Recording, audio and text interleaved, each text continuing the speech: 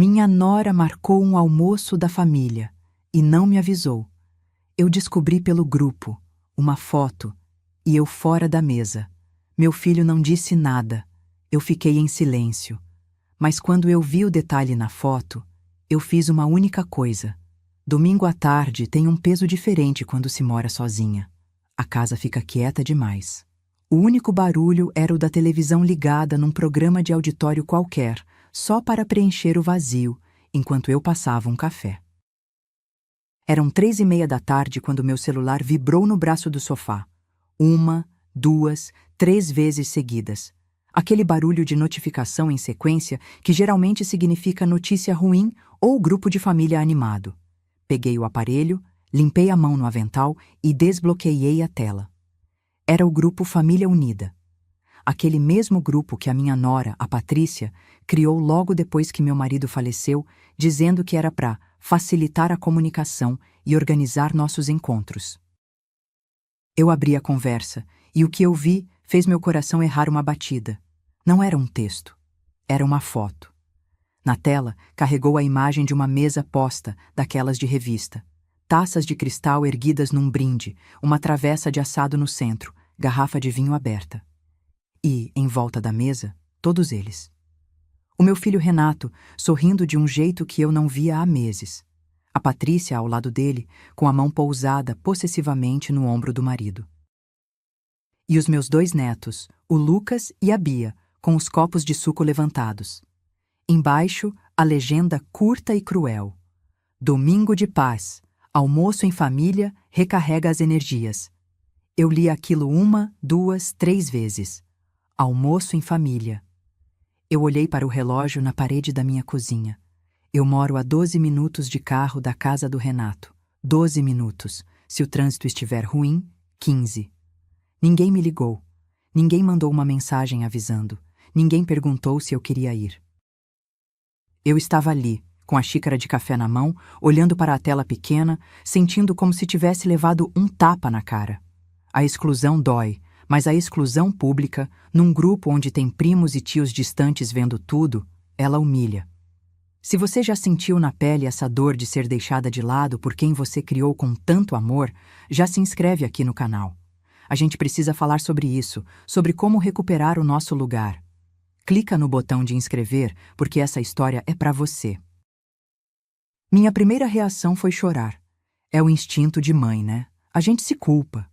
Será que eu falei algo errado? Será que estou chata? Mas aí eu respirei fundo. Sequei uma lágrima que escorria e olhei de novo para a foto.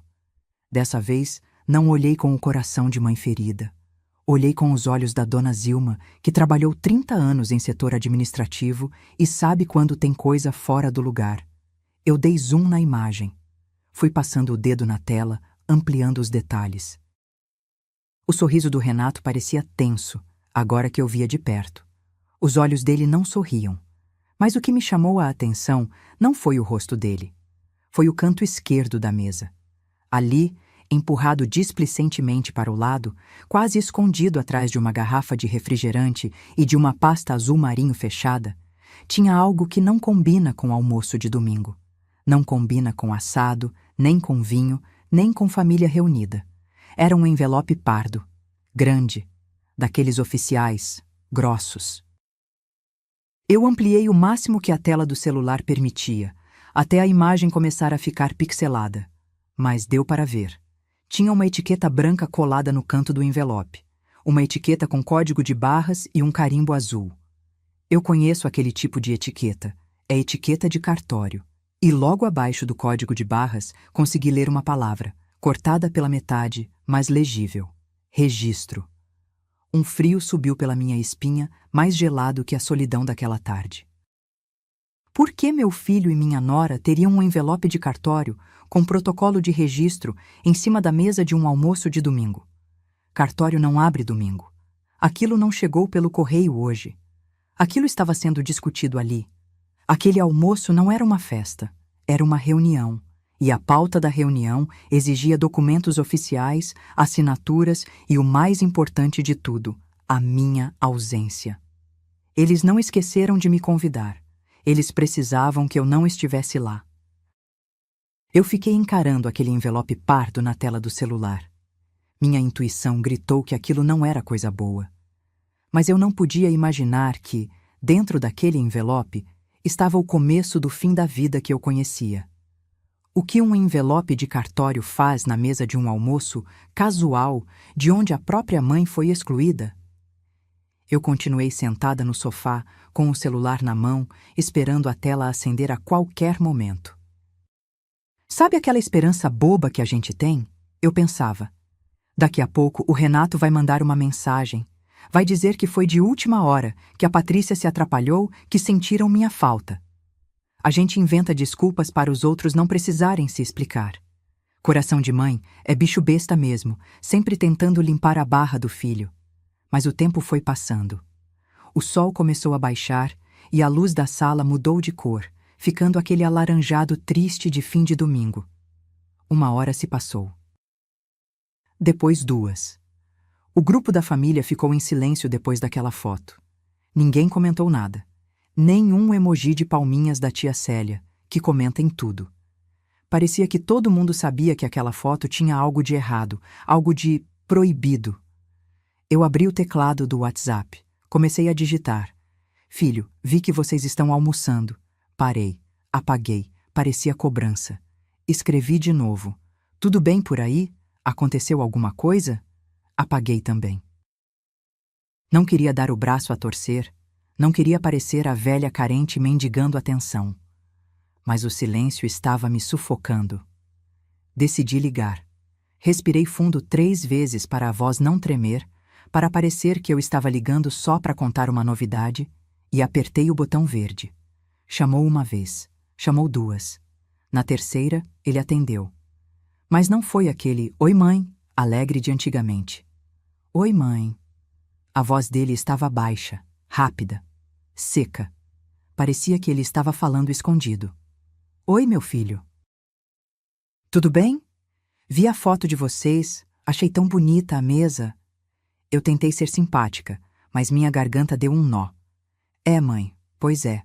A gente resolveu fazer um negócio rápido aqui." Negócio rápido.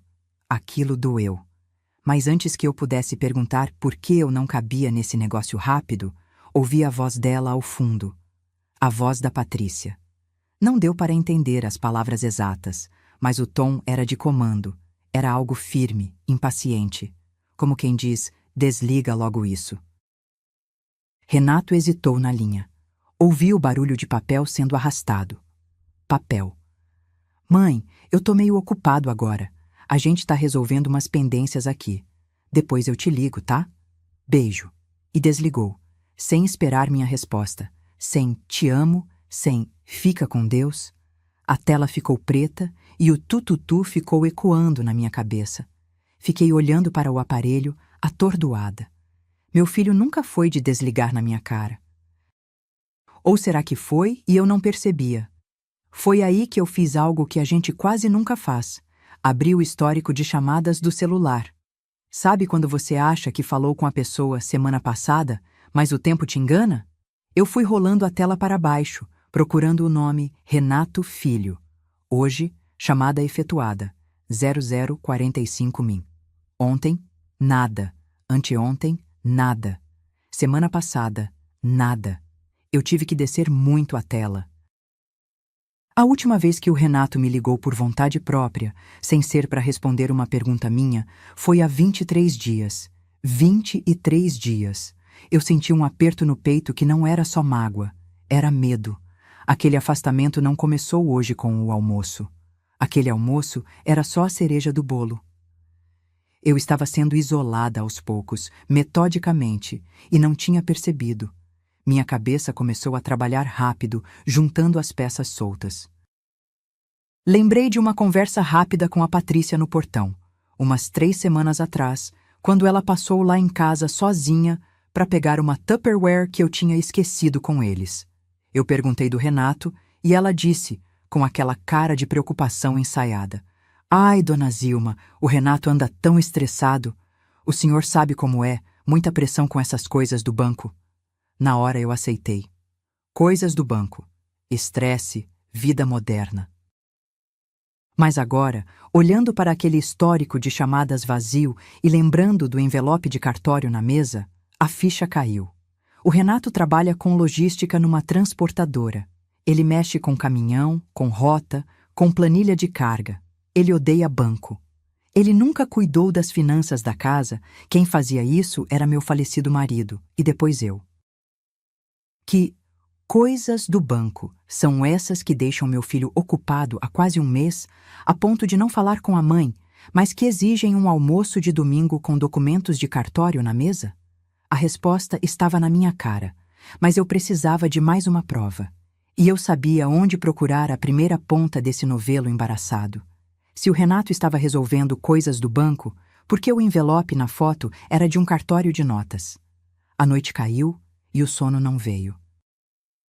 Fiquei revirando na cama, com o lençol já todo embolado nos pés.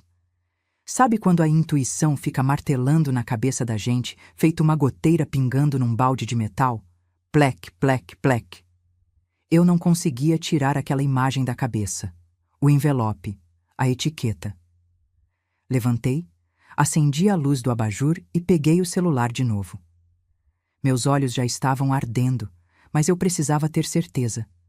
Abri a foto, ampliei o canto esquerdo mais uma vez. A qualidade não era de cinema, mas com o brilho da tela no máximo e o quarto escuro, consegui distinguir o brasão no carimbo. E logo abaixo, umas letras miúdas que meu cérebro completou, porque já conhecia o desenho. Cartório do Segundo Ofício de Notas. Meu estômago gelou. Eu conhecia aquele carimbo. Eu conhecia aquele cartório. Fica no centro da cidade, numa rua chata de estacionar. Fechei os olhos e minha memória viajou no tempo. Voltei 8 anos, 2016. O ano em que meu marido, o Alberto, ficou de cama. Foi uma época terrível. Hospital, médico, farmácia, fralda geriátrica. Eu não tinha cabeça para nada, só para cuidar dele. E a burocracia não para porque a gente está sofrendo, né? Conta de banco trava, INSS pede prova de vida, precisa renovar a assinatura de não sei o quê. Lembrei da cena exata. Eu, exausta, sentada na sala de espera desse mesmo segundo ofício, com o Renato ao meu lado. Ele segurava minha mão e dizia: "Mãe, deixa que eu resolvo a papelada. O pai precisa da senhora lá. Faz uma procuração para mim que eu cuido de tudo no banco e nos órgãos públicos." Parecia um alívio, parecia amor. Eu assinei, uma procuração pública, e como eu confiava cegamente no meu único filho, eu não li as letras miúdas.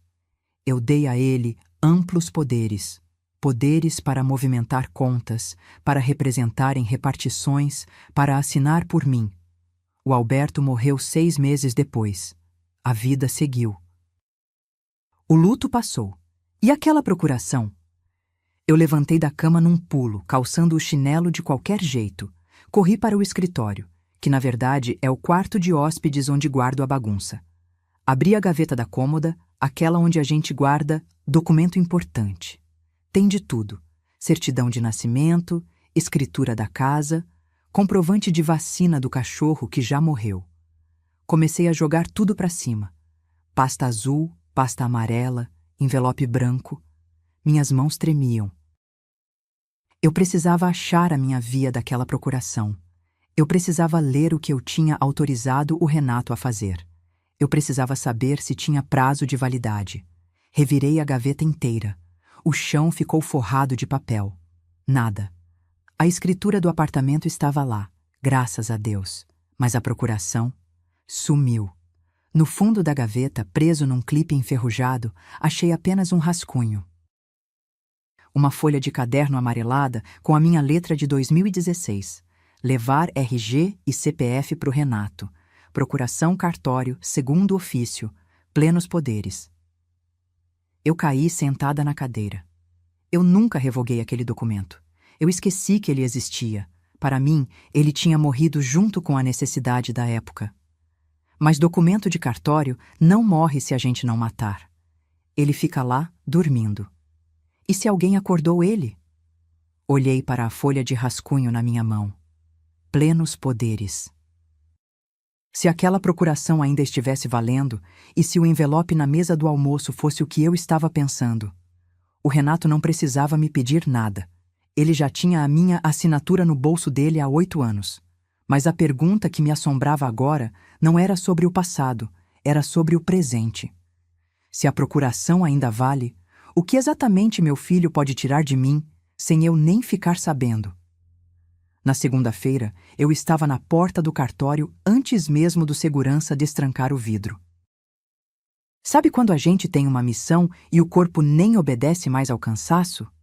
Eu não tinha dormido nada, mas estava ali, de banho tomado, bolsa firme embaixo do braço e o coração batendo na garganta. O cheiro de cartório é uma coisa que me dá arrepio. Aquele cheiro de papel velho misturado com produto de limpeza forte e ar-condicionado gelado demais. Peguei minha senha, atendimento geral, e sentei naquelas cadeiras de metal que parecem feitas para a gente não ficar confortável mesmo. Fiquei olhando o painel eletrônico, torcendo as mãos. Plim. Senha 004. Era a minha. Caminhei até o balcão. A atendente era uma moça nova, com cara de quem também preferia estar em outro lugar numa segunda de manhã. Entreguei meu RG e aquele rascunho amassado de 2016. Bom dia, minha filha. Eu preciso de uma certidão atualizada dessa procuração aqui. Eu preciso saber se ela ainda está valendo ou se foi cancelada. Minha voz saiu trêmula, por mais que eu tentasse segurar. A moça pegou o papel, digitou algo no computador e ficou olhando para a tela. O silêncio durou uma eternidade. Eu ouvia o barulho das teclas, tec, tec, tec. E a cada tec, eu imaginava o Renato assinando meu nome, vendendo minha casa, fazendo dívida. Paranoia de mãe? Talvez. Mas o envelope na foto não mentia. De repente, a moça parou de digitar. Ela franziu a testa. Aproximou o rosto do monitor, como se tivesse lido algo estranho. Depois, olhou para mim. Aquele olhar. Um olhar que misturava pena com curiosidade burocrática. Dona Zilma, a procuração está vigente, sim. Nunca foi revogada. Ela fez uma pausa. Na verdade, consta aqui no sistema que foi solicitada uma certidão dela há menos de 30 dias. E houve um reconhecimento de sinal público semana passada. Eu gelei. O chão do cartório sumiu debaixo dos meus pés. Sinal público? Perguntei, sentindo minha pressão baixar. O que isso significa? Significa que ela foi usada em outro cartório, senhora. Provavelmente para lavrar uma escritura ou algum contrato oficial em outra região. O cartório de lá consultou a gente para ver se a assinatura do seu filho valia. Senti uma tontura. Apoiei a mão no balcão de vidro frio.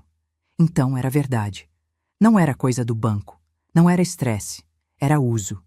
Meu filho estava usando minha assinatura enquanto eu estava em casa vendo televisão. Você consegue ver onde foi isso? Para que foi usado? Eu quase implorei.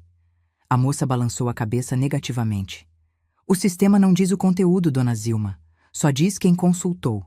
Foi o cartório de registro de imóveis da primeira zona. Ela baixou o tom de voz, como se me contasse um segredo. Geralmente isso acontece em transferência de propriedade. Transferência de propriedade. As palavras ecoaram na minha cabeça como um trovão. A moça imprimiu um papel, o comprovante da minha solicitação, e me entregou junto com uma guia para pagar no caixa. Eu peguei o papel, mas meus olhos focaram numa anotação que ela fez à caneta no canto, talvez com pena da minha palidez. Imóvel situado no setor sul. Eu só tenho um imóvel no setor sul. É o apartamento 302 do edifício Bandeirantes. O apartamento que eu comprei com o dinheiro da herança do meu pai, 30 anos atrás. O apartamento onde o Renato mora com a Patrícia e as crianças de favor, porque eu deixei ele ficar lá para economizar aluguel quando casou. O apartamento que no papel ainda é meu. Saí do cartório cambaleando para a calçada ensolarada, com o barulho do trânsito ferindo meus ouvidos. O envelope na mesa do almoço, a etiqueta de registro, a procuração velha, o imóvel no setor sul. Tudo se encaixou num desenho horrível. Eles não estavam apenas me excluindo da família. Eles estavam usando a minha ausência e a minha assinatura antiga para passar o apartamento onde moram para o nome deles, de graça, escondido e legalmente. Mas se o apartamento é meu e eu estou viva, como eles pretendem fazer essa transferência sem eu ir lá assinar a escritura? Foi aí que me lembrei de um detalhe na procuração que a atendente não mencionou, mas que mudava tudo. Eu peguei um táxi dali mesmo. Não quis esperar ônibus. Cada minuto parecia contar. O motorista falava sobre o calor, sobre futebol, mas eu só ouvia o zumbido da minha pressão arterial nos ouvidos. Setor Sul.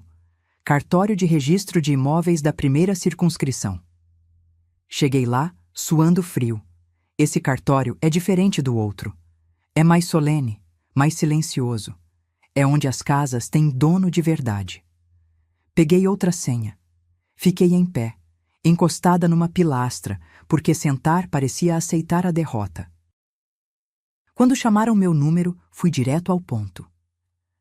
Quero ver a matrícula do apartamento 302 do edifício Bandeirantes. Sou a proprietária, Zilma Maria dos Santos. O atendente, um rapaz sério de óculos, digitou os dados. Ele parou, olhou para a tela, depois olhou para mim. Dona Zilma, a senhora tem sorte, ou azar, dependendo do ponto de vista. Como assim? A matrícula está bloqueada para análise. Tem um protocolo de registro em andamento.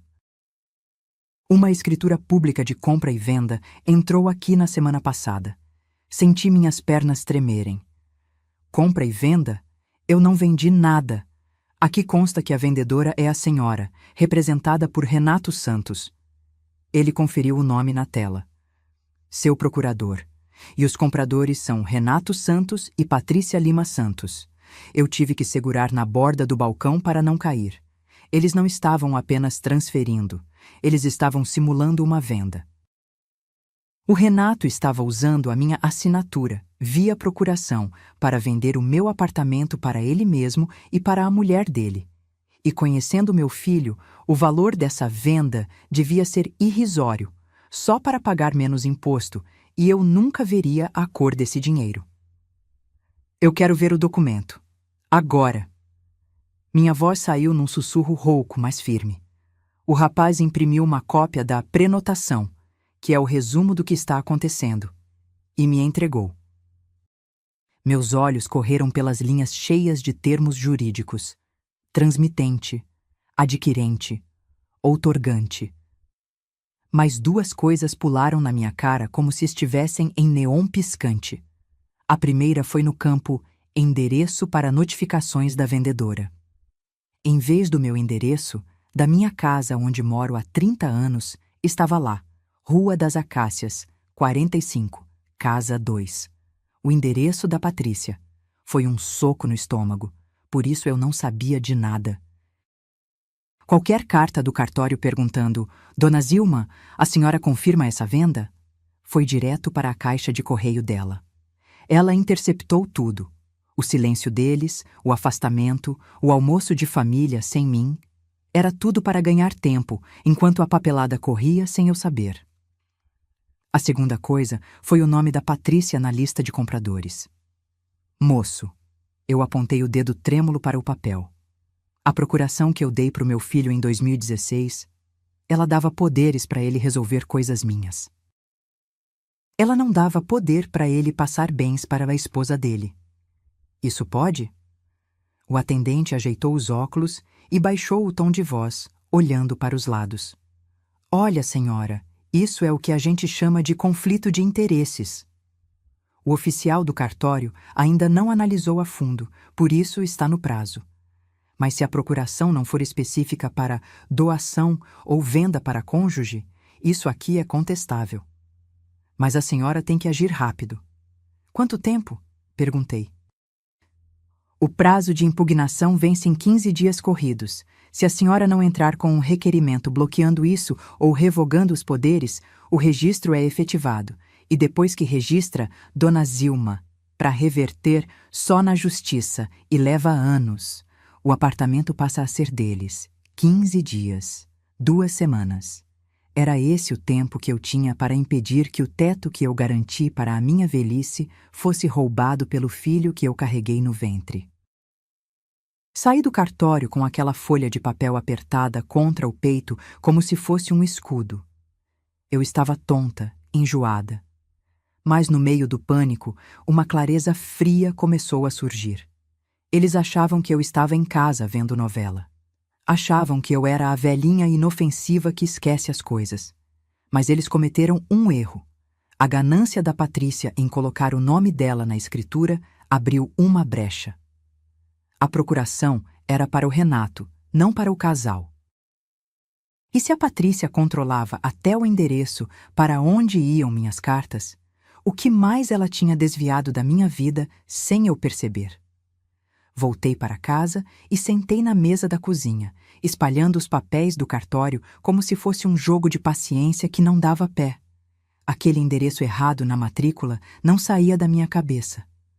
Rua das Acácias, 45. A casa deles. Foi aí que a ficha caiu. Não foi um erro do cartório. Foi um erro calculado. Comecei a puxar pela memória. A Patrícia nunca foi grosseira. Pelo contrário, ela sempre foi eficiente. Sabe aquela nora que toma a frente de tudo? Deixa que eu marco o médico, sogra. Deixa que eu vejo o preço do gás. Me dá aqui que eu resolvo. Eu achava que era carinho. Eu me gabava para as vizinhas. Minha nora é um anjo, cuida de tudo para mim. Que tola eu fui. Ela não estava cuidando. Ela estava assumindo o controle. Lembrei de um dia específico, uns 6 meses atrás. Estávamos na farmácia comprando meus remédios de pressão. A Patrícia, muito prestativa, disse: Dona Zilma, a senhora está pagando caro. Me dá seu CPF que eu faço o cadastro no programa de fidelidade da rede. O desconto é maior. Eu dei. Achei ótimo economizar R$ 30. Levantei da mesa e fui até a bolsa onde guardo as receitas médicas. Tateei o fundo até achar o cartãozinho de plástico vermelho da farmácia que ela me entregou naquele dia. Virei o cartão. Tinha um QR Code para atualizar dados. Apontei a câmera do celular. O site abriu. E lá estava, cliente, Zilma Maria dos Santos, endereço de entrega, correspondência, Rua das Acácias, 45, telefone de contato, 11 9. O número da Patrícia. Senti um gosto amargo na boca.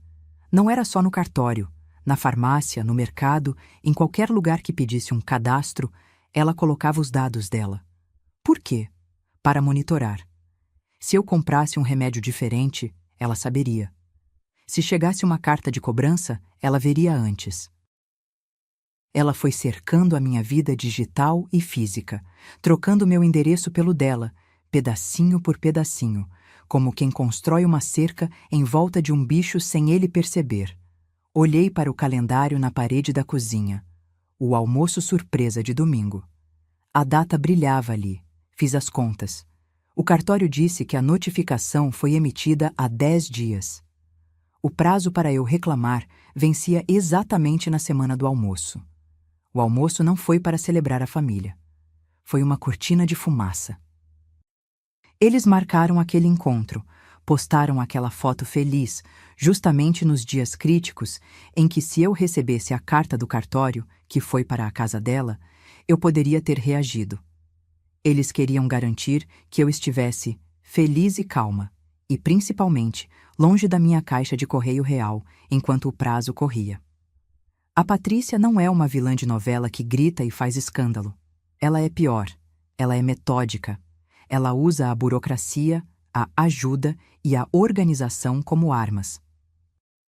Mas se ela teve o trabalho de mudar meu endereço na farmácia e no cartório para interceptar correspondência, o buraco era mais embaixo. O apartamento e os remédios eram só a ponta do iceberg. Se a Patrícia controla o que chega na minha caixa de correio, o que mais ela já desviou e eu nem imagino. Eu precisava ver com meus próprios olhos, mas não podia tocar o interfone do 302.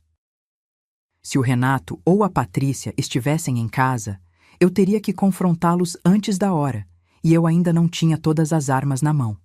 Então, Fiz o que qualquer mulher precavida faria. Toquei no 101. Dona Neuza. A síndica eterna do prédio, mesmo quando não está no cargo.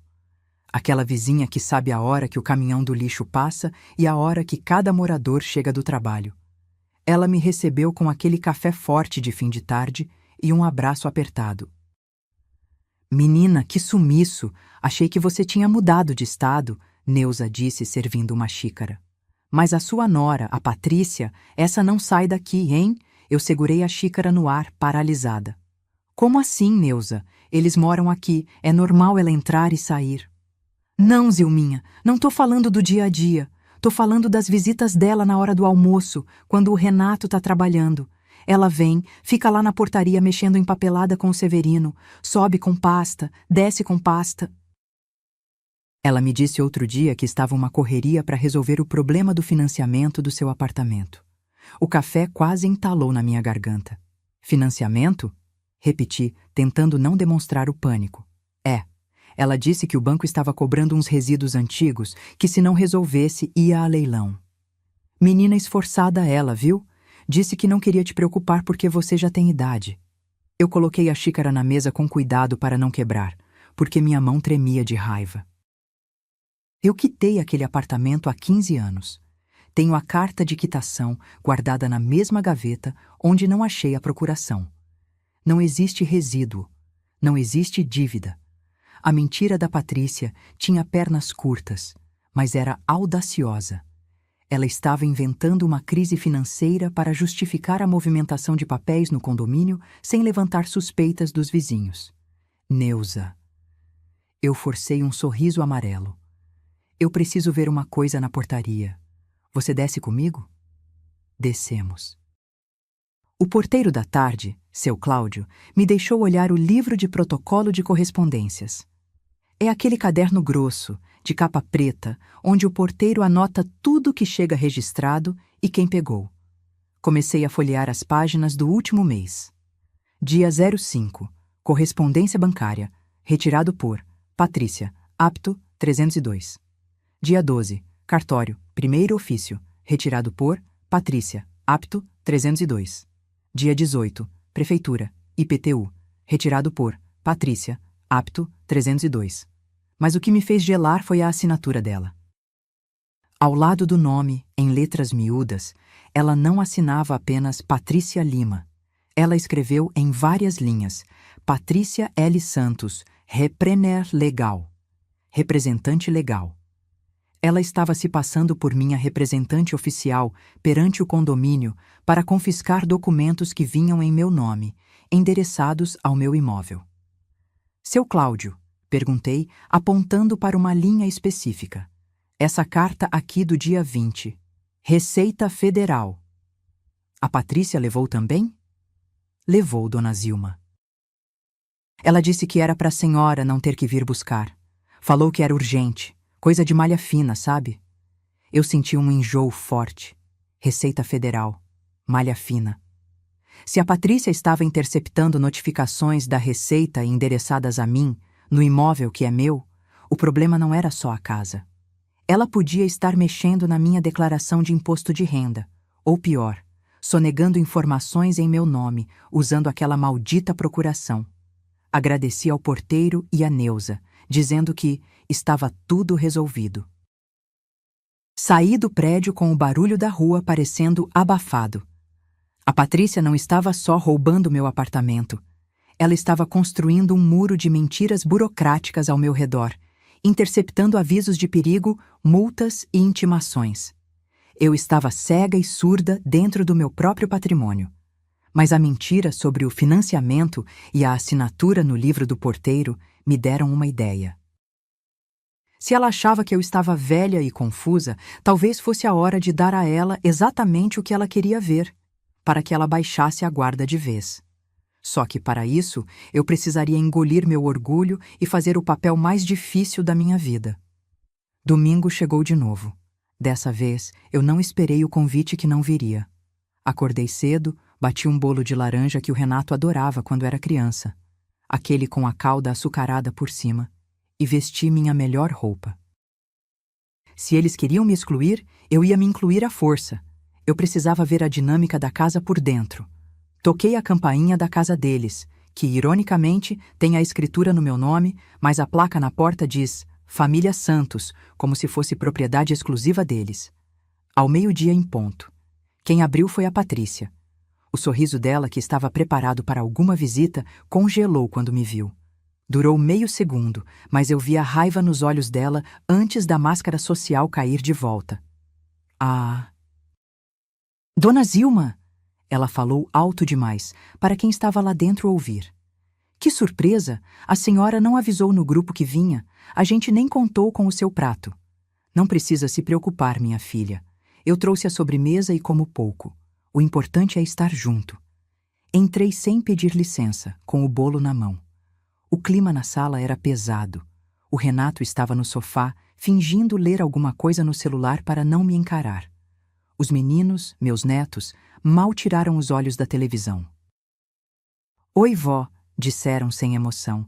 O veneno da Patrícia já tinha chegado neles. Durante o almoço, entendi a estratégia. Não era só me isolar fisicamente, era me destruir moralmente. A cada frase que eu dizia, a Patrícia distorcia. O trânsito estava ótimo para vir, eu comentei. Nossa, sogra, mas hoje é domingo, não tem trânsito. A senhora deve estar confundindo com dia de semana de novo. A memória está falhando, né? Ela disse isso com um tom de pena, olhando significativamente para o Renato. Depois, quando perguntei do trabalho do Renato. Mãe, eu já te falei que mudei de setor mês passado. Ele respondeu impaciente. Viu, Renato? Patrícia interveio, servindo mais arroz para ele. Eu te falei que ela não está retendo informação.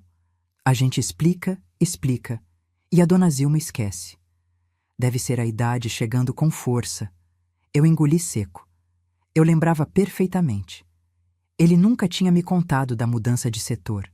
Mas ali, naquela mesa, 2 contra 1, a minha verdade parecia loucura. Eles estavam construindo uma narrativa ao vivo, a de que a vovó está gagá. Se eu me irritasse, confirmava que estava desequilibrada. Se eu ficasse quieta, confirmava que estava perdida. Senti um nó na garganta, mas mantive a postura. Preciso de um copo d'água, disse, levantando da mesa para fugir daquele teatro por 1 minuto. Fui até a cozinha. A casa estava impecável, fria. Enquanto eu enchia o copo no filtro, meus olhos bateram na porta da geladeira. Aquele mural clássico de família, ímãs de viagem, desenho das crianças, lista de compras e um post-it amarelo, colado bem no alto, longe do alcance das crianças. Minha visão de perto é boa. A letra da Patrícia, redonda e organizada, dizia: Terça, 14 horas, Dr. Fábio, psiquiatra, levar DOCSP, avaliação de capacidade. Parei com o copo na metade do caminho. Avaliação de capacidade? O meu coração disparou de um jeito que achei que fosse ter um troço ali mesmo. Não era uma consulta de rotina para eles. Ninguém escreve capacidade num lembrete de médico comum. Aquilo é termo jurídico. Termo de quem quer provar que alguém não pode responder por si. Saquei o celular do bolso do avental com a mão trêmula. Olhei para a porta da cozinha para garantir que ninguém vinha. Tirei uma foto rápida do bilhete. A imagem ficou tremida, mas legível. Voltei para a sala com as pernas bambas. A Patrícia sorria, cortando o assado. O Renato continuava de cabeça baixa. Eles não queriam só o apartamento. Eles não queriam só o dinheiro. A estratégia de me pintar como confusa e esquecida tinha um objetivo final muito mais sombrio. Eles estavam preparando o terreno para me interditar. Se eu fosse declarada incapaz, a procuração velha nem precisaria mais ser usada escondida. A Patrícia, como esposa do meu filho, que seria meu curador, teria controle total sobre tudo o que eu tenho, sobre onde eu moro e até sobre o ar que eu respiro. Eu precisava sair dali. Precisava descobrir quem era esse Dr. Fábio e o que eles já tinham contado para ele sobre mim. Saí da casa deles com a desculpa de uma dor de cabeça súbita. O bolo de laranja ficou lá, no centro da mesa, como um monumento à minha ingenuidade. Dirigi até em casa com as mãos suando no volante, repetindo mentalmente aquele nome: Dr. Fábio. Dr. Fábio. Assim que entrei no meu apartamento, não tirei nem o sapato. Fui direto para o computador antigo que fica na sala. O Windows demorou uma eternidade para ligar, girando aquela bolinha azul que parecia zombar da minha pressa. Finalmente, o navegador abriu. Digitei na barra de busca: Dr. Fábio Psiquiatra, Setor Sul. O Google devolveu 3 resultados. O primeiro era um consultório pediátrico, o segundo, uma clínica de reabilitação, o terceiro fez meu sangue gelar. Dr. Fábio S. Mendes, Psiquiatria Geriátrica e Forense. Descrição: especialista em transtornos demenciais, Alzheimer e avaliação de capacidade civil para fins de interdição e curatela. Interdição. A palavra brilhou na tela branca, ferindo meus olhos. Cliquei no site. Era uma página sóbria, cores cinza e azul. Tinha artigos com títulos como Quando é hora de assumir o controle financeiro dos pais idosos e sinais de incapacidade civil na terceira idade. Eu li aquilo sentindo o estômago revirar. Não era um médico para tratar depressão ou ansiedade. Era um perito.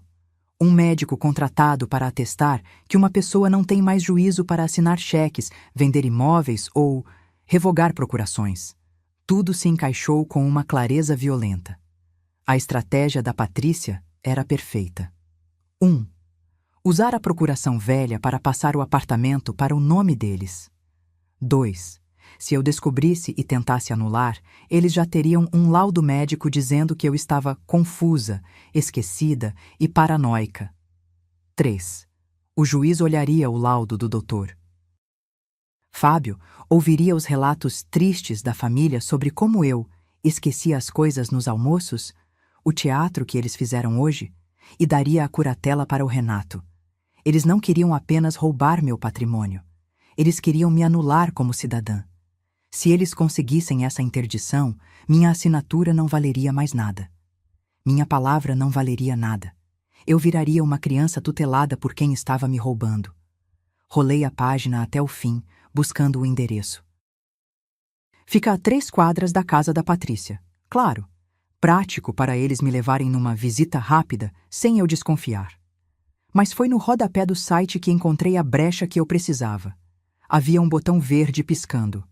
Agendamento online e consulta de horários. Meu dedo pairou sobre o mouse. Se a Patrícia já tinha marcado a consulta para mim, o sistema provavelmente bloquearia um novo agendamento com meu CPF. Ou eu conseguiria ver a agenda lotada no nome dela. Mas eu não podia usar meus dados reais para testar ou alertaria o sistema deles. Decidi fazer diferente. Anotei o e-mail de contato do consultório. Atendimento e clínica derfabio.com.br. Eu não ia hackear nada. Eu ia usar a própria arma da Patrícia contra ela, a organização excessiva. Se ela marcou essa avaliação, ela precisa levar meus documentos. E para levar meus documentos, ela precisa que eu esteja lá, ou precisa de um laudo prévio. A pergunta que martelava na minha cabeça agora não era se eles iam fazer isso, mas quando. O post-it dizia, terça, 14 era. Era depois de amanhã. Eu tinha menos de 48 horas antes de ser arrastada para uma sala fria e ter minha sanidade julgada por um estranho pago pela minha nora. Eu precisava agir. Mas não podia fazer escândalo. Se eu gritasse, confirmava a loucura. Eu tinha que ser mais fria que a Patrícia. Foi aí que decidi. Se eles querem uma velha confusa, é exatamente isso que eles vão ter. Mas do jeito que eu ensaiar. Naquela noite, eu tomei uma decisão que exigiu cada gota de sangue frio que eu tinha no corpo. Em vez de ligar gritando, em vez de mandar textão no WhatsApp, eu fiz o oposto. Eu vesti a carapuça que a Patrícia costurou para mim. Peguei o celular e mandei um áudio no grupo da família com a voz embargada, fingindo estar perdida. Patrícia, minha filha, que horas mesmo é o almoço amanhã? Eu tô aqui arrumada esperando vocês, mas ninguém chegou. Acho que anotei o dia errado de novo. Era domingo à noite. Não tinha almoço amanhã, que seria segunda. A resposta veio em 30 segundos. Patrícia digitou: Ai, dona Zilma, a senhora está confundindo tudo. Amanhã é dia de trabalho. Fica tranquila, descansa aí. Eu imaginei o sorriso dela do outro lado da tela. Ela devia estar mostrando o áudio para o Renato e dizendo: Viu? Ela tá pirando. O psiquiatra vai adorar ouvir isso na terça. Eu dei a ela a confirmação que ela precisava para relaxar. Se ela achasse que eu estava entregue à demência, ela pararia de vigiar meus passos por um dia. E eu só precisava de um dia. Segunda-feira de manhã, enquanto Patrícia achava que eu estava em casa, descansando, eu estava sentada na frente da doutora Cláudia, uma advogada especialista em direito de família que a Neuza, minha vizinha síndica, indicou como um tubarão de saias. Coloquei tudo na mesa: a certidão da procuração velha, a matrícula com a venda bloqueada, a foto do bilhete do psiquiatra. A doutora Cláudia ajeitou os óculos e leu os papéis em silêncio.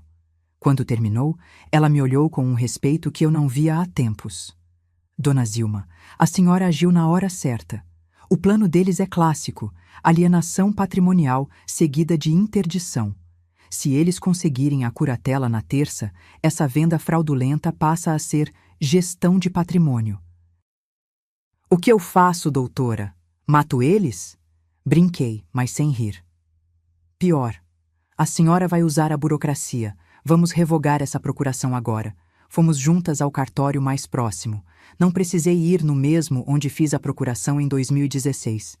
Em qualquer cartório de notas você faz uma escritura pública de revogação. É um documento poderoso. É o basta oficial. Quando o tabelião bateu o carimbo na folha timbrada, senti um peso de 1 tonelada sair das minhas costas.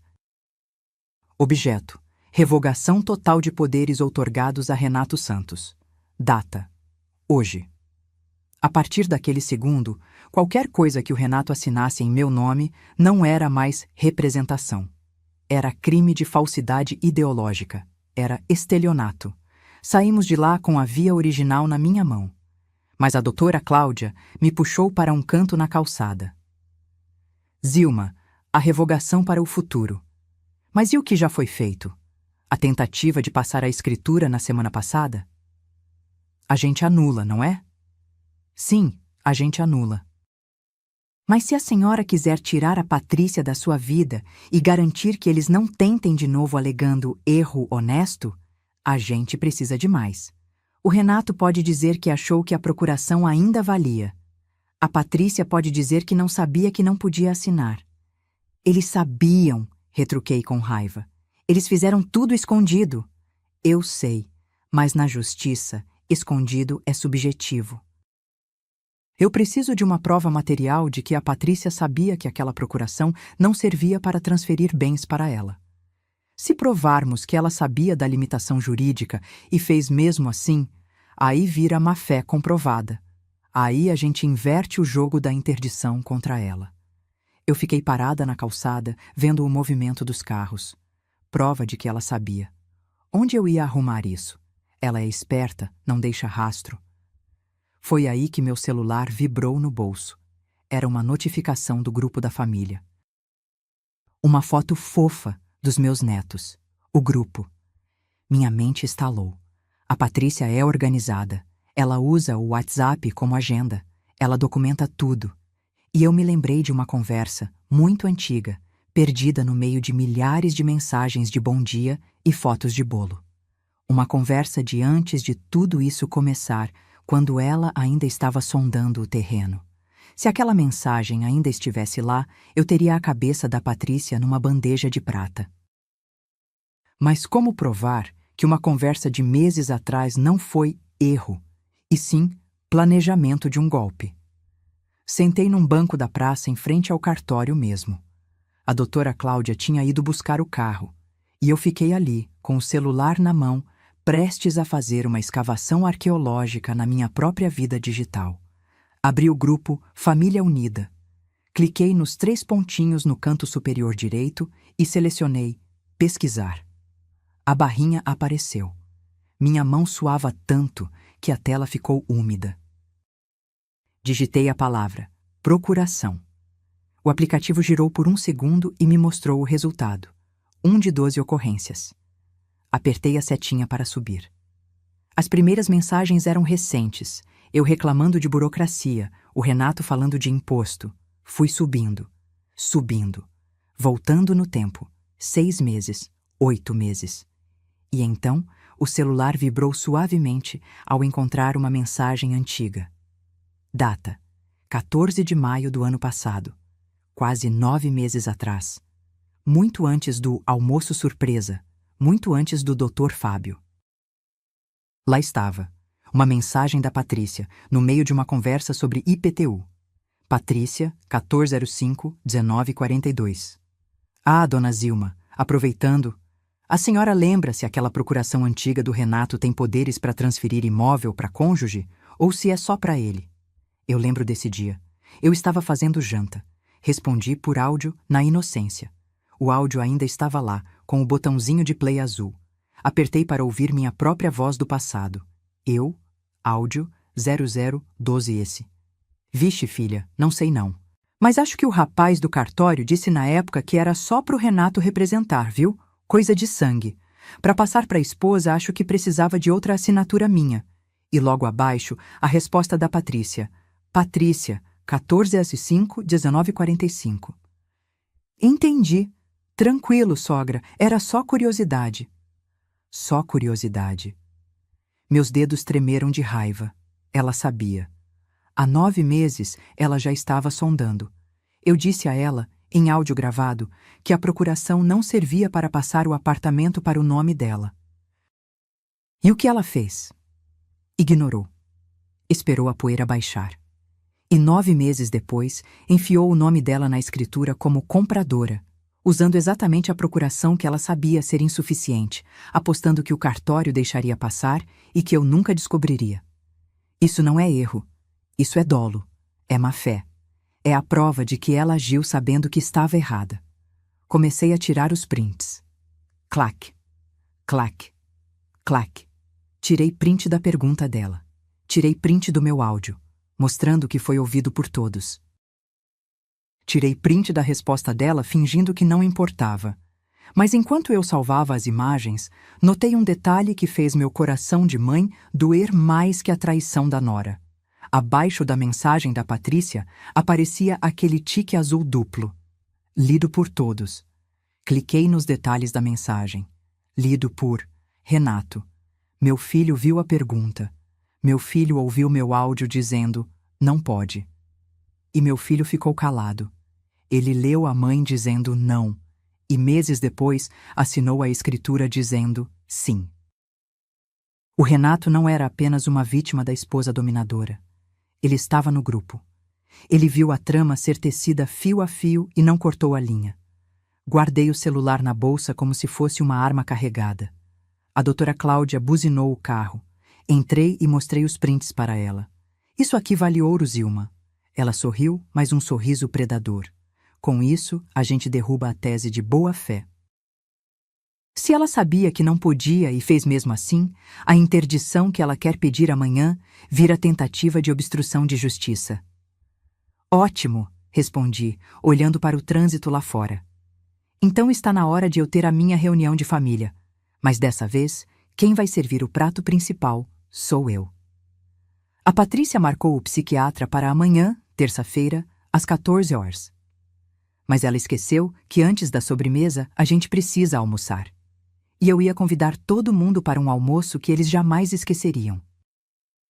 Terça-feira, meio-dia. O sol estava a pino, iluminando a sala do meu apartamento como se fosse um palco pronto para a peça final. Eu tinha mandado mensagem cedo. Venham almoçar aqui antes da gente ir no Dr. Fábio. Fiz aquele assado que vocês gostam. Quero ir tranquila. A Patrícia respondeu na hora com um emoji de coração. Ela deve ter pensado. Ótimo! A velha já aceitou o destino. Vai ser mais fácil colocar ela no carro e levar para o psiquiatra. Mal sabia ela que a única coisa que seria servida naquele almoço era a justiça. Eles chegaram pontuais. Patrícia, Renato e os meninos. Mas quando a porta abriu, eles estranharam. A mesa estava posta para 6, não para 5. Sentada na poltrona da sala, com uma xícara de café na mão e um terninho impecável, estava a doutora Cláudia. Ué, dona Zilma, tem visita? Patrícia perguntou, com aquele sorriso falso vacilando no canto da boca. Ela olhou para a Cláudia com desconfiança. Essa é a Cláudia, uma amiga antiga, aposentada também. Veio me fazer companhia.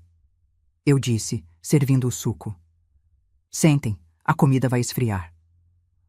O almoço foi um suplício. O Renato não conseguia cortar a carne, a faca batia no prato de cerâmica, fazendo um barulho irritante. Clink, clink, clink. Ele sabia que tinha algo errado. A presença daquela estranha séria na mesa deixava o ar pesado. Já a Patrícia, arrogante como sempre, tentou manter o controle. Então, dona Zilma, ela disse, limpando a boca com o guardanapo. Terminando aqui a gente já vai, tá? O doutor Fábio não tolera atraso. É importante para a senhora ver essa questão da memória. Eu parei de comer. Pousei os talheres devagar, olhei para a doutora Cláudia e fiz um sinal afirmativo com a cabeça. Sabe, Patrícia? Comecei, com a voz firme, sem tremer nem 1 milímetro. Minha memória anda ótima, tão boa que eu lembrei de uma coisa que estava guardada na minha gaveta. Levantei e fui até o aparador. De lá, peguei uma pasta. Não uma pasta qualquer. Uma pasta verde, rígida, organizadora. Idêntica àquelas que a Patrícia usava para carregar meus documentos para cima e para baixo. Só que essa estava na minha mão. Voltei para a mesa. O silêncio era absoluto. Só se ouvia a respiração pesada do Renato. Joguei a pasta na mesa. Plaft. O som seco fez os meninos pularem na cadeira. Antes da gente ir no psiquiatra, eu queria mostrar meus exames. Falei abrindo a pasta. Tirei o primeiro papel, a escritura pública de revogação de procuração. Coloquei na frente do Renato. Isso aqui diz que você não é mais meu procurador. Desde ontem. Qualquer coisa que você assinar com meu nome agora é crime. O Renato ficou branco como a toalha da mesa. Ele pegou o papel, as mãos tremendo tanto que a folha vibrava. Tirei o segundo papel. A certidão do cartório de registro de imóveis com a impugnação da venda. Coloquei na frente da Patrícia. E isso aqui é o bloqueio daquela escritura que vocês tentaram passar semana passada. Aquela onde você, Patrícia, aparecia como dona da minha casa. O oficial do cartório mandou avisar que conflito de interesses não registra. Patrícia abriu a boca para falar, os olhos arregalados, o pescoço ficando vermelho. Dona Zilma, a senhora não está entendendo? A gente só queria proteger o patrimônio. Proteger? Eu bati a mão na mesa. Proteger de quem? Da dona? Tirei o terceiro papel. O mais importante. O print colorido, ampliado em folha A4, da conversa de WhatsApp de 9 meses atrás. Aquele onde ela perguntava se podia transferir para o cônjuge, e eu dizia que não. E isso aqui, deslizei o papel até ela. É a prova de que não foi erro. Você sabia. Você perguntou, eu neguei, e você fez mesmo assim. Isso se chama má-fé. A doutora Cláudia, que até então estava em silêncio, tomou um gole de suco e falou com aquela voz calma de quem domina o tribunal. E má-fé em transação imobiliária envolvendo idoso, com abuso de confiança e mandato vencido. Configura estelionato majorado pelo Estatuto do Idoso. A pena começa em 2 anos, Patrícia. Sem fiança na delegacia. O garfo da Patrícia caiu no chão.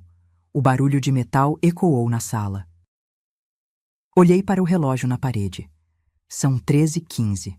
O doutor Fábio atende às 14 horas. Se vocês quiserem, a gente pode ir lá agora.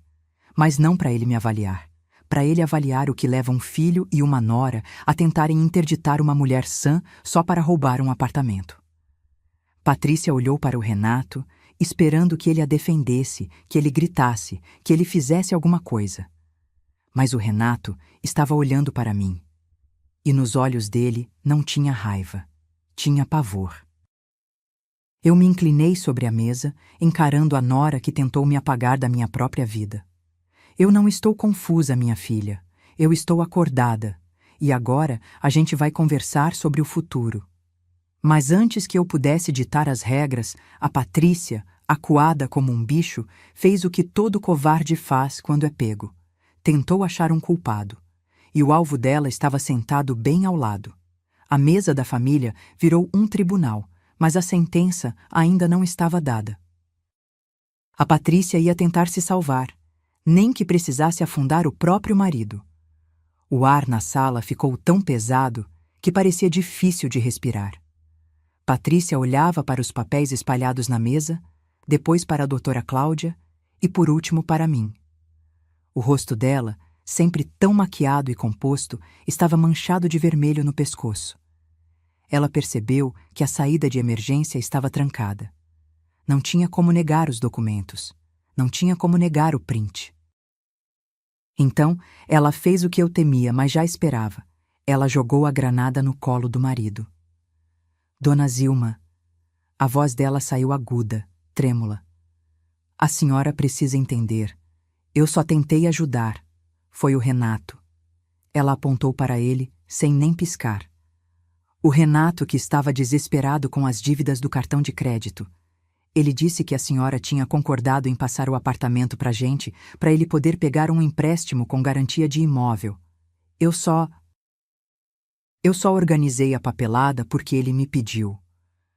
Eu sou esposa. Eu confiei nele. A sala ficou em silêncio por um segundo. Eu olhei para o meu filho. O menino que eu levei para a escola, que eu ensinei a andar de bicicleta. Ele estava ali, encolhido na cadeira, sendo acusado pela mulher que jurou estar ao lado dele. E foi aí que a represa estourou. Renato bateu as duas mãos na mesa com uma violência que fez as taças de cristal tremerem. Mentira! O grito dele foi gutural, de quem estava segurando aquilo há meses. Você é mentirosa, Patrícia. Você disse que minha mãe estava esquecida. Você disse que o apartamento ia ficar preso em inventário se a gente não passasse logo. Você que marcou o cartório. Você que arrumou esse psiquiatra maldito. Renato, cala a boca! Patrícia gritou de volta, perdendo toda a pose de dondoca. Você assinou. A procuração é sua. Porque você me infernizou. Todo dia, sua mãe não precisa de um apartamento desse tamanho. Sua mãe vai dar o imóvel para a igreja. Sua mãe não regula bem. Você fez minha cabeça contra ela. Os dois estavam de pé, gritando um com o outro, jogando as culpas, as tramas e os segredos sujos em cima daquela mesa de almoço. A máscara de casal perfeito e família unida rachou e caiu no chão, estilhaçada em 1000 pedaços. Meus netos, Lucas e Bia, estavam encolhidos no sofá, com os olhos arregalados, assistindo aos pais se destruírem. Aquilo me doeu mais que o golpe financeiro. Eles estavam vendo a verdade nua e crua. A ganância dos pais era maior que o amor pela família. No meio da gritaria, a doutora Cláudia fez um movimento suave. Ela deslizou o celular dela para o centro da mesa, apoiado no suporte de guardanapos. A luzinha vermelha na tela pulsava. RES 0432. Só para avisar. A voz da advogada cortou os gritos como uma navalha. Essa confissão mútua está sendo gravada. Vocês acabaram de admitir a fraude, a coação e o plano de interdição indevida. Isso aqui é prova plena para o Ministério Público. Patrícia congelou. Ela olhou para o celular gravando e percebeu o erro fatal. Se ela culpasse o Renato, ela confirmava que o crime existiu.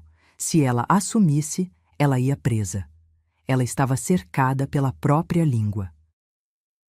Ela desabou na cadeira, cobrindo o rosto com as mãos, chorando um choro feio, de raiva, não de arrependimento. Renato olhou para o celular, depois para mim. Ele estava tremendo, suando, desfeito. O homem de negócios, o pai de família, o filho ocupado. Tudo aquilo sumiu. Sobrou só um homem assustado que sabia que tinha perdido tudo. Mãe! Ele sussurrou e a voz dele quebrou. Ele caiu de joelhos no chão da minha sala. De joelhos. Mãe, pelo amor de Deus, não chama a polícia. Eu faço qualquer coisa. Eu assino qualquer coisa. Me perdoa. Eu sou um fraco, mãe. Eu sei. Mas não me manda pra cadeia. Eu olhei para ele lá embaixo. O silêncio voltou à sala, mas agora era o silêncio dos escombros depois da explosão. A advogada parou a gravação e me olhou, esperando o meu comando. A Patrícia chorava escondida nas mãos. O Renato implorava no chão. Os netos me olhavam com medo. Eu tinha o poder total naquele momento. Eu podia destruir a vida deles com um telefonema. Podia mandar prender os dois. A lei estava do meu lado, a moral estava do meu lado, mas eu sou mãe. E a justiça de mãe não é feita de algemas, é feita de lições que marcam a alma. Respirei fundo, sentindo o cheiro do assado que ninguém comeu. Levanta daí, Renato. Minha voz saiu calma, assustadora de tão calma. Eu não vou chamar a polícia hoje. Ele levantou a cabeça com uma esperança patética nos olhos. Mas a sua liberdade tem um preço. E vocês dois vão pagar agora, antes de saírem por aquela porta. Eu me virei para a doutora Cláudia. Doutora, pega o termo de compromisso que a gente redigiu. Vamos ver se eles têm coragem de assinar a sentença deles. O que eu ia exigir deles ali não era dinheiro. Era algo muito mais valioso. E que ia doer na Patrícia muito mais do que uma multa. A doutora Cláudia tirou da pasta um documento de 3 páginas, grampeado com aquela formalidade que dá medo em quem deve. Ela colocou sobre a mesa, ao lado do bolo intocado. Esse é um termo de confissão de dívida e reconhecimento de fraude, explicou a advogada com a frieza de um cirurgião. Aqui diz que vocês reconhecem que tentaram transferir o imóvel ilegalmente, que a dona Zilma é a única proprietária e que vocês renunciam a qualquer direito de posse futura sobre o apartamento 302. Renato olhou para o papel como se fosse uma sentença de morte. E tem mais uma cláusula, continuei, olhando fixamente para a Patrícia, que já tinha parado de chorar e agora me encarava com ódio contido. Se vocês assinarem isso agora, a gravação da confissão de vocês fica guardada no cofre da doutora Cláudia. Se vocês tentarem qualquer coisa contra mim, uma interdição, uma fofoca no condomínio, um atraso no condomínio do meu apartamento, esse documento e o áudio vão direto para o Ministério Público.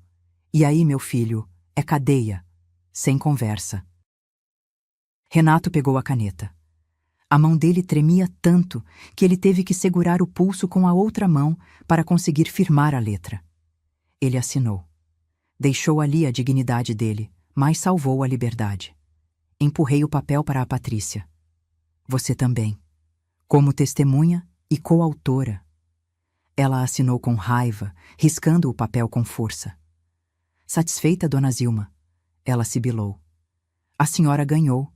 Pode ficar com seu apartamento velho. A gente vai embora. Não acabou, Patrícia, eu disse, levantando da cadeira. Minha voz preencheu a sala. O acordo jurídico está feito. Agora falta o meu acordo. Caminhei até ficar de frente para ela. Você queria me tirar da família, não queria? Queria que eu fosse uma velha esquecida num canto. Pois bem, seu desejo foi atendido. A partir de hoje, você não existe mais para mim. O quê? Ela franziu a testa. Você está proibida de pisar na minha casa, proibida de me ligar, proibida de falar meu nome. Se eu souber que você falou de mim para uma vizinha, eu executo o contrato. Você queria me apagar? Pois agora quem te apaga sou eu. Você está banida da minha vida. Olhei para o Renato. E você, meu filho? Você continua morando no meu apartamento porque eu não vou deixar meus netos na rua. Mas a partir de hoje, o condomínio e o IPTU vêm para a minha casa. Eu pago e você me reembolsa com juros. Se atrasar um dia, é despejo. Acabou a mamata. Acabou o filhinho da mamãe. Você quer ser homem para roubar? Aprenda a ser homem para pagar suas contas. Renato abaixou a cabeça, chorando silenciosamente. A vergonha dele era palpável.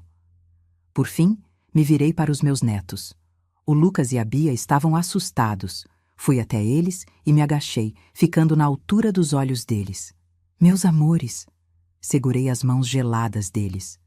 A vovó não está brava com vocês. Nada disso é culpa de vocês.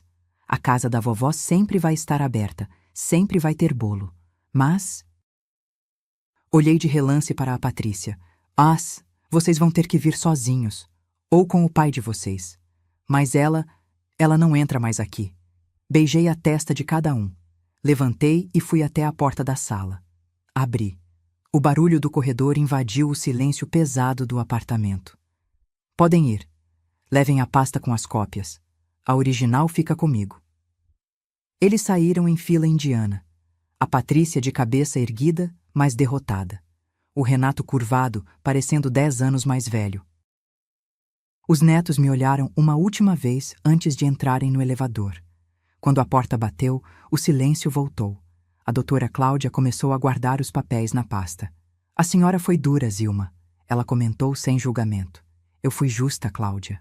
Respondi, sentindo minhas pernas finalmente tremerem com a descarga de adrenalina. Eles queriam me tratar como criança. Eu tive que agir como a mãe. E mãe, às vezes, tem que dar o remédio amargo para curar a doença. A advogada foi embora logo depois. Fiquei sozinha na sala. O bolo de laranja continuava no centro da mesa, intacto. Ninguém comeu. Olhei para aquele bolo e, pela primeira vez no dia, senti vontade de chorar. Não de tristeza, mas de alívio. Doeu? Doeu muito.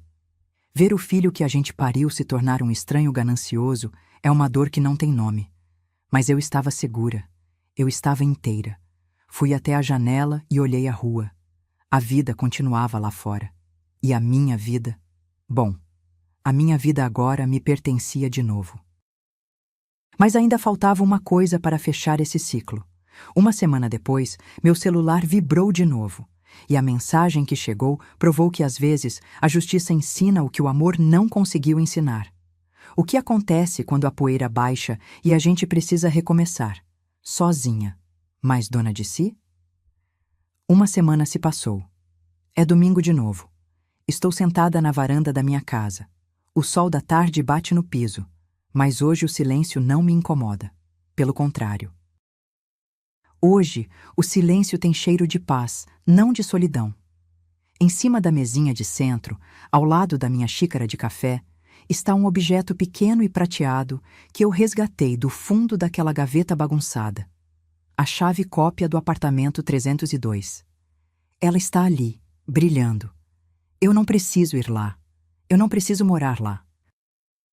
Mas saber que a chave está na minha mesa e que as contas agora chegam na minha caixa de correio para eu conferir antes de cobrar o Renato, me devolveu algo que dinheiro nenhum paga: o controle da minha própria vida. O celular vibrou. O som foi o mesmo daquele domingo triste, mas a sensação foi outra. Peguei o aparelho, abri o WhatsApp. Uma notificação cinza apareceu no Família Unida. Patrícia saiu do grupo. Não teve drama. Não teve textão de despedida. Ela simplesmente saiu. O general abandonou o campo de batalha. Senti um alívio tão grande que meus ombros relaxaram uns 5 centímetros. O veneno tinha ido embora. Logo em seguida, subiu uma mensagem privada. Era o Renato.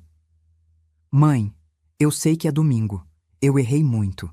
A vergonha é grande, mas a saudade é maior. Posso passar aí? Prometo que não falo de dinheiro. Fiquei olhando para a tela. O coração de mãe quer dizer: vem correndo. Mas a dona Zilma, a mulher que aprendeu a se defender, precisava impor a condição final. Digitei devagar. Pode. O portão está destrancado, mas quando você vier, vem sozinho. E vem como meu filho, não como marido da Patrícia. Ele respondeu na hora. Tô indo. Sozinho. Bloqueei a tela e coloquei o celular de lado. Peguei o pratinho com o bolo.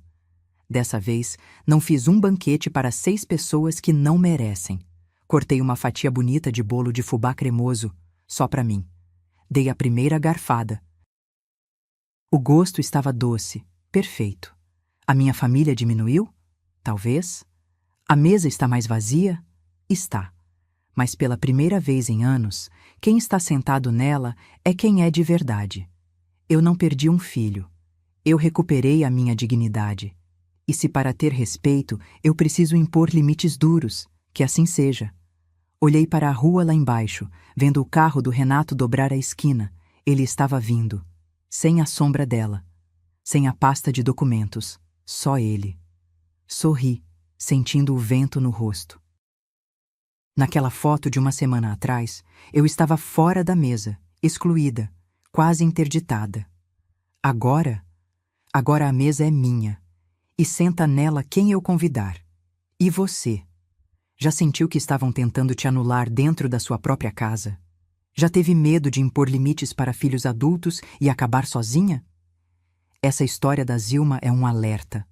O amor de mãe é infinito, mas a nossa dignidade tem que ser intocável. Não espere a procuração vencer.